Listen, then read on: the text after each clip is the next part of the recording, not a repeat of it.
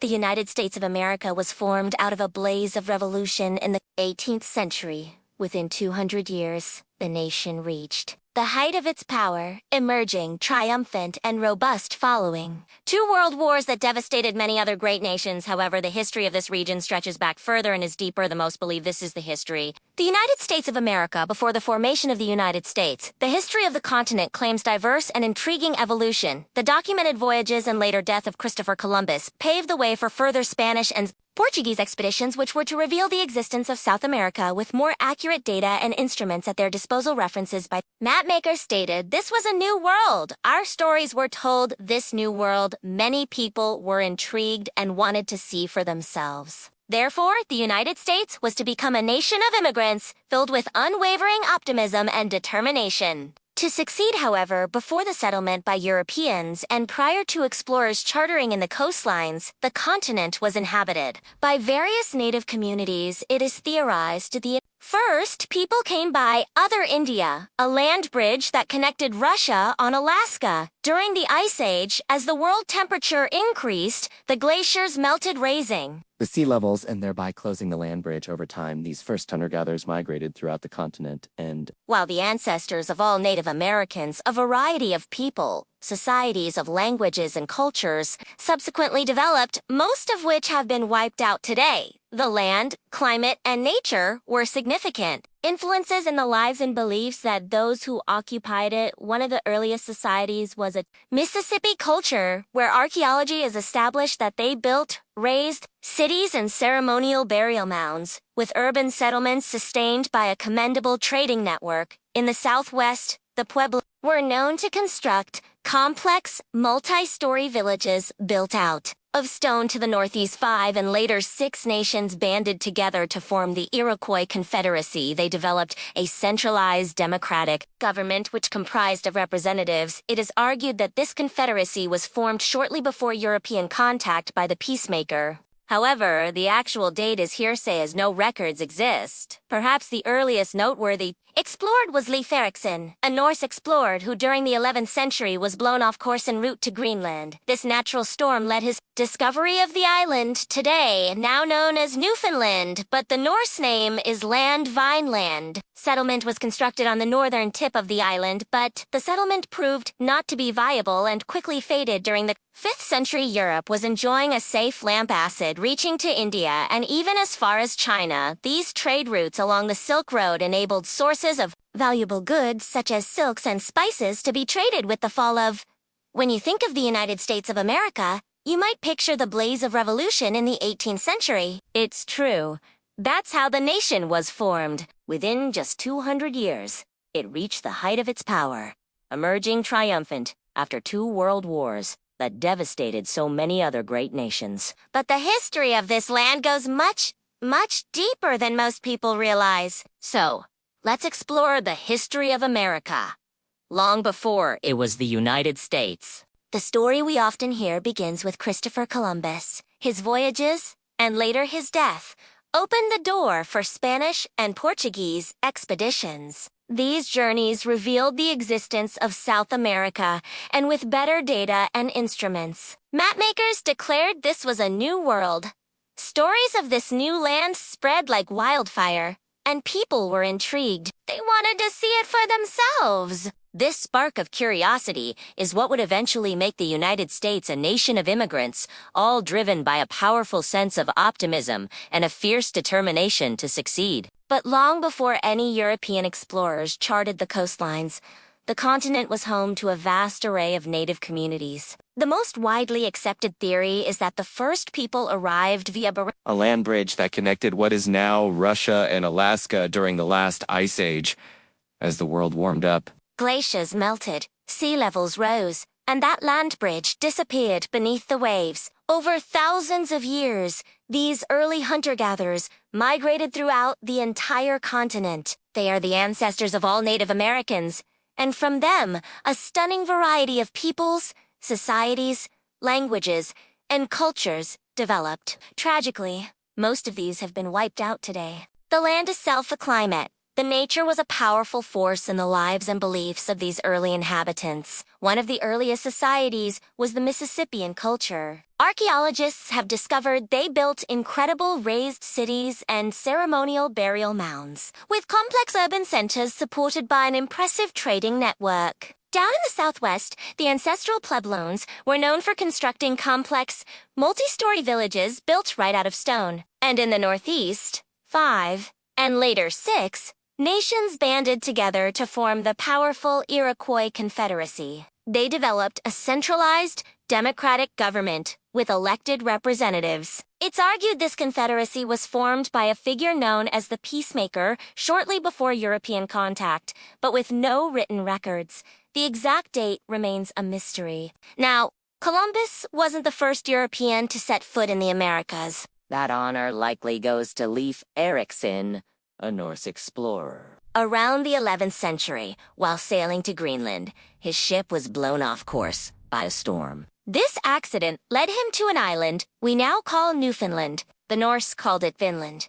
They even built a small settlement on the northern tip of the island, but it didn't last long and quickly faded into history. Fast forward to the 5th-10th century. Europe was enjoying a period of relative peace and prosperity. Trade routes, like the Silk Road, reached all the way to India and China, bringing back valuable goods like silks and spices. But when Constantinople fell to the Ottoman Empire, that land route to Asia became much more difficult and dangerous. This is where Christopher Columbus comes back into the picture. Sponsored by Queen Isabella of Castile, he set sail with 3 ships, the Nina, the Pinta, and the Santa Maria. Guided by the maps of a geographer named Tusk, Columbus reached the Bahamas in 1492. His voyages were a pivotal moment in American history. He would make 3 more trips, and as a reward, he was appointed governor of Hispaniola. However, even by the standards of his time, Columbus was incredibly cruel to the native people, killing thousands. He was eventually brought back to Europe in chains and imprisoned. But the most devastating factor in the demise of the native populations wasn't violence. It was disease. The natives had no immunity to European illnesses, and it's estimated that a staggering 90% of the population was wiped out in the centuries that followed. As news of the New World spread, European powers raced to colonize it. Eager to exploit the land, resources, and opportunities, the Spanish focused on the Caribbean, Florida, and their conquests of the Aztec and Inca empires in South and Central America. In the early 17th century, French immigrants, attracted by the lucrative fur trade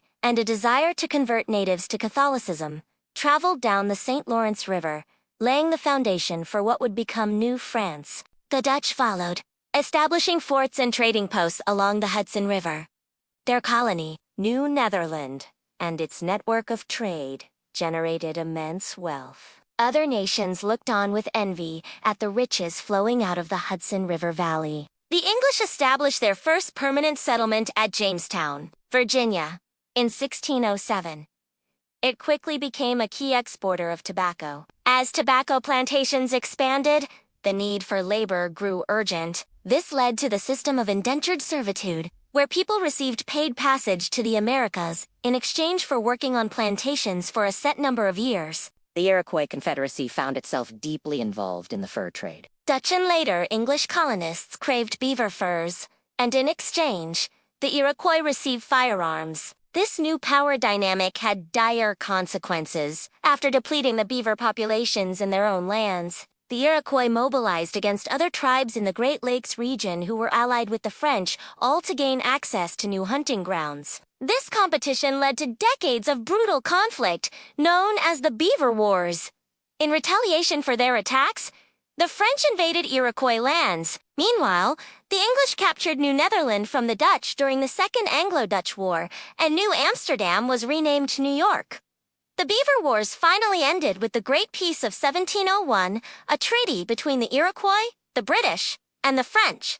By the mid-17th century, a new, horrific chapter began. European ships sailed to Africa, their holds filled with goods to be traded for enslaved people. These men, women, and children were transported in unimaginably harsh conditions on crowded ships bound for the Americas. They were forced into brutal labor on plantations, generating even more wealth for plantation owners. This was the infamous triangular trade. By the mid-18th century, the map of North America had changed dramatically. France claimed a vast territory, while English territory had evolved into 13 distinct colonies along the coast. Though smaller in land area, the English colonies had a much larger population than New France. In 1754, tensions over disputed lands in the Ohio River Valley boiled over, sparking the French and Indian War. The conflict escalated into the global 7 Years' War. Britain emerged victorious, gaining huge amounts of French territory. But victory came at a cost. The British crown was now saddled with enormous debt. To raise money, Parliament decided to impose heavy taxes on the American colonies. First came the Sugar Act, then the Stamp Act, which required legal documents and even newspapers to be printed on special stamped paper from Britain. The colonists were furious. Their cry was no taxation without representation. They protested and boycotted British goods, forcing the British to repeal the Stamp Act. But it was replaced with new taxes on essentials like glass, tea, and lead, leading to even more protests. To assert control, the Crown sent 1,000 troops to Boston. On March 5, 1770, tensions erupted. Protesters began throwing snowballs and stones at the guards of the Custom House. Shots were fired, and 5 protesters were killed. The event became known as the Boston Massacre. In 1773, a group of patriots called the Sons of Liberty, disgusted by a new tax on tea, disguised themselves as Native Americans, boarded a British ship, and dumped the entire tea cargo into Boston Harbor. Enraged, the British Crown cracked down, sending 4,000 more troops and placing Boston under direct British rule. The British controlled the city, but the American colonists controlled the countryside, where they began to arm and train militias known as the Minutemen. In 1774, the First Continental Congress met in Philadelphia. Delegates from 12 colonies gathered to demand a reduction in taxes and to respond to the so-called Intolerable Acts.